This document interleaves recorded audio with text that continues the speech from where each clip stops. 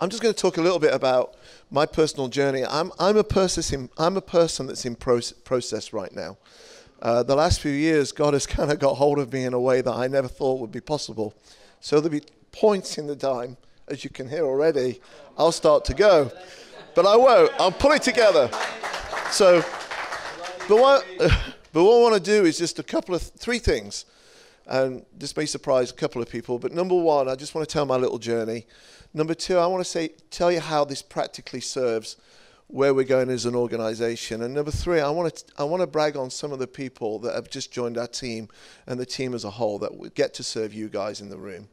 And so, and one last thing before I start is one of my favorite things I get to do is to introduce friends to friends.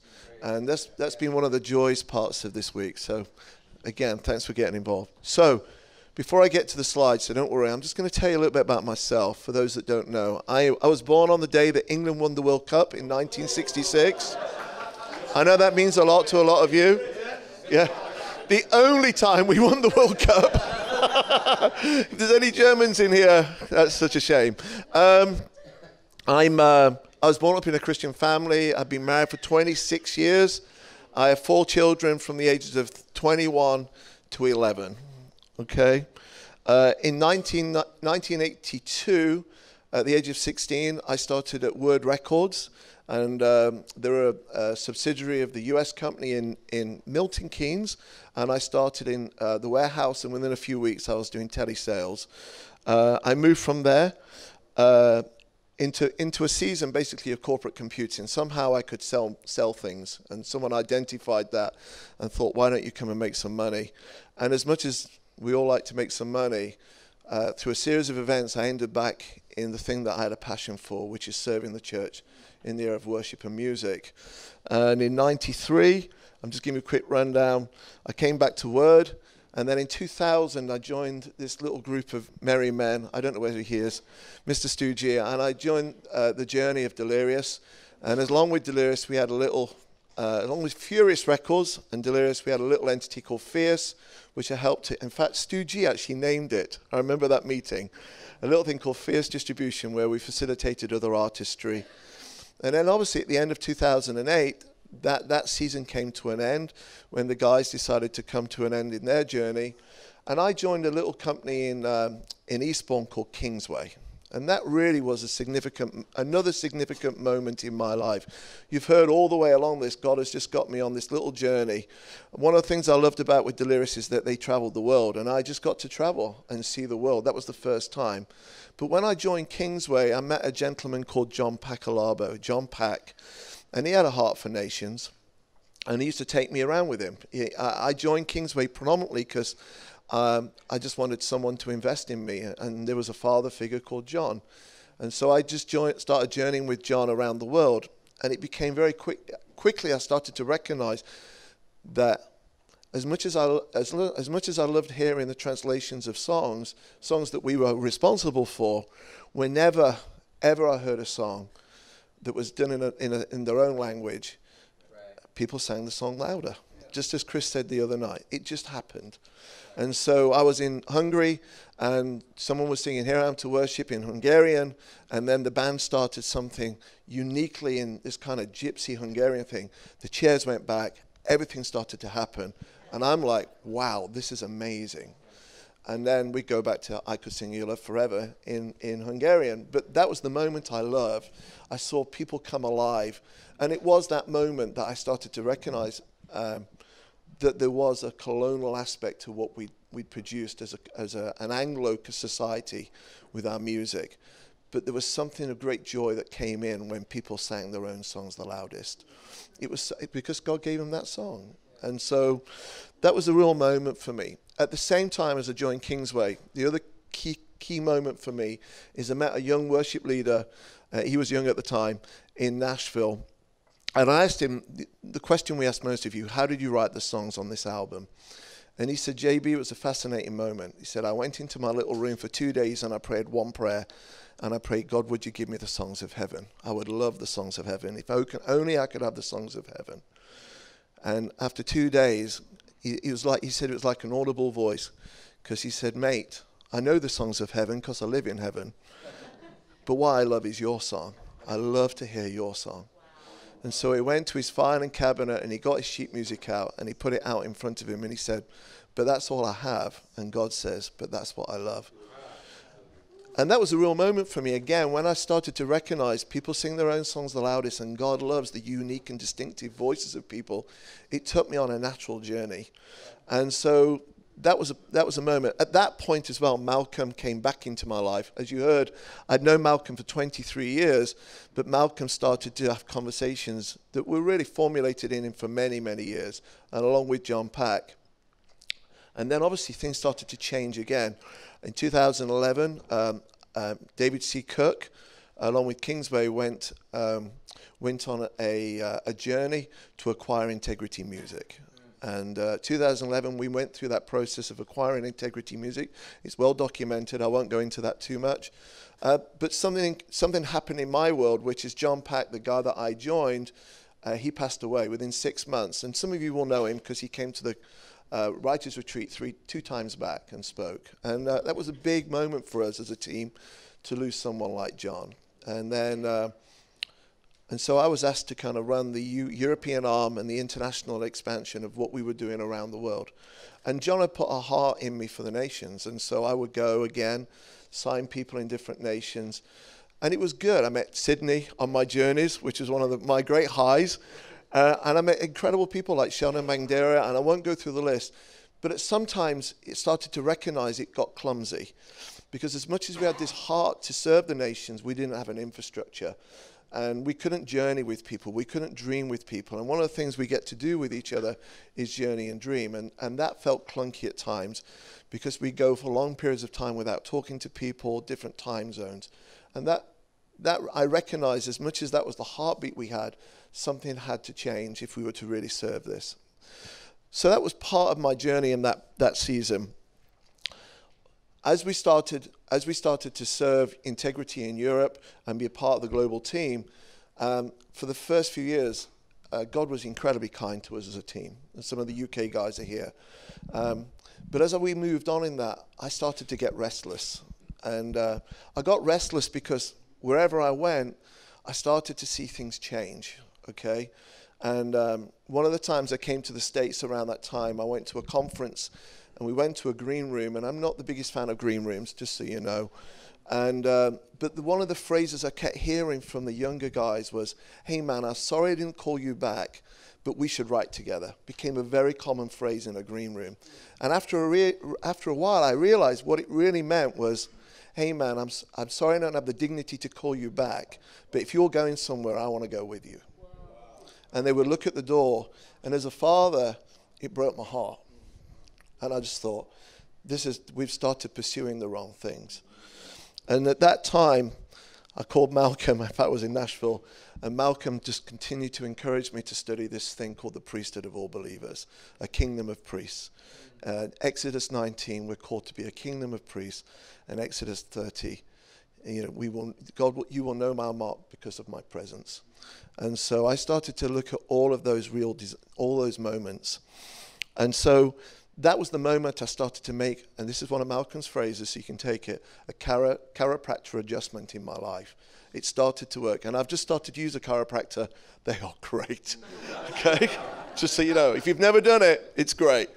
And at that time, there was a phrase that started to capture me. It was A.W. Tozer in the 1940s. I don't know if you've heard this, but it says, "Worship isn't worship when it reflects the culture around us more than the Christ within us." And that just stirred in me deeply at that period. And again, I'd recognized as a community, we'd started to pursue production over presence. We started to move towards celebrity over servanthood. And as a business, we were becoming highly transactional and disposable rather than relational. And we were pursuing a king like every other nation. And all that Malcolm talked about yesterday, it allows me not to actually go too far into that, but the whole premise of that was what was stirring deep within me. And I actually studied it myself. I used to ring him all the time, poor guy. And I'd say, what does this mean? What does that mean? Because what I was discovering is every time there was a great move of God, whether it be in the Old Testament, particularly in the New Testament, the early church, every time there's a great move of God, the subtext was the priesthood of all believers, because everyone had a part to play. And so I'm in the middle of going to the States more and more. I'm trying to figure out some of the clumsinesses of how we operate as a global business. And I recognize I can't fix this. This is too big for me. At one point, I came to America 8 times in 1 year. And so I came back, and the guys will know this, and I withdrew. For about 8 months, I withdrew. And that's not like me. I'm very passionate. I love what I do. I count it a privilege every morning. I'm incredibly grateful for the people in this room and for why I get to serve. But I just withdrew because I didn't know how to fix it. I just saw something. So you just become malevolent to it. You have good intentions, but you don't know what to do. And then something happened. Les took me to a church in Coleraine, Northern Ireland, a little community of 25,000 people in a city, a town of 25,000 in a community of 60,000 people. And that year, they saw 2,308 people come to Jesus in a year. 8 to 12 people were coming to Christ every day. And I'm drawn to life. I don't know about you, but I'm drawn to life. And I just started to turn up, and I was hearing these incredible stories about people's lives being transformed. And what I saw was a community that lived from a motto, which was, we gather to scatter because we scatter to wash the feet of people. And what I saw was the entire church working with 140 agencies across this city. The priesthood was at work. It wasn't just the pastor and the youth pastor. In fact, I remember Alan Scott saying to his Sunday school teacher, we need you to think externally from within the walls of the church. So he went to a school and said, could we run Sunday school on a Friday afternoon? And to his surprise, the headmaster said, yeah, that's cool. And they started to see these incredible things happen in these children, where non-Christian, non-church kids would talk about how their grandfather was ill and taken into hospital because he had cancer, and the kid would go and pray for them, and the next thing you know, that granddad would be at home. And to them, they were amazing stories that were coming out of that community as they washed the feet of people. And so for me, that was just real life. And in 2000, but I was still kind of processing at the time, what does this all mean? What does A.W. Tozer mean for me? And in some ways, that was life for me, but what I was doing historically and what I've always served would become nullified. And I went to the conference. I sat next to Les. And they had a conference in May 2016, and a guy who runs a prayer movement across Europe stood up, well, across the world actually, but stood up and said these simple words: kingdom men and women were never called to settle. They're called to pioneer forever, and they're called to bring life. Right. They're called to pioneer. They're never called to settle. And I started to shake. And I'd not shaken for a few years, okay? And I'm not sure whether it was I was shaking as the Holy Spirit or just because God, well, I'm pretty sure God had a hold of me. I knew he'd nailed me. And so that straight after that meeting, I ran my wife and I said, I'm done. We'll never settle again, ever. Done. And so I started a journey with my wife to say, what does this mean to us? How do we serve a priesthood where everyone has a part to play? How do I help to restore something, a voice back to the church? What does that mean? Do we convert the garage? You know? What does it really mean? And so in October 2016, I flew to the States, and I knew that week, both Ryan, and everyone knows Ryan here, and Chris were in Nashville. It was GMA Dove Week. And so I just got to share my heart with them of this process. I'd actually been sharing this with them for a number of months before. I'd been in a conference before and shared some of the things in the stirring, but this time I really felt a real stirring within me. And I just shared my heart. And in all honesty, they were amazing. And they just said, JB, we have to help facilitate what's on your heart. And within a month, I was actually standing in front of our board of directors sharing this whole idea of a priesthood where everyone has a part to play, which, as you've heard from Malcolm, is a reverse of what we've built as an industry. Okay? And what was beautiful is that they just reciprocated. They just became alive. In fact, I remember board members couldn't even speak at points. They were so gravitated to what we were talking about as a concept and as a reality for the church. And so I went on a journey with Chris. Ryan was incredible. I just want to say that right now. He continued to advocate all of this process with everything that he had. And we wrote a 5-year strategic plan, a 5-year plan. okay, of how we could actually practically serve this. And that's what I'm going to do in a minute. I'm just going to talk a little bit about what that looks like for us. And again, I'm in process. I'm continually in process. I'm refining. Chris keeps talking to me. Let's keep pivoting, okay? Just because we wrote a plan doesn't mean we can't refine this, okay? And so I went on this journey. We wrote a plan, and in March, 23rd of March last year, in the integrity offices, if you've not been there and you can pop in before you go, we'd love you to.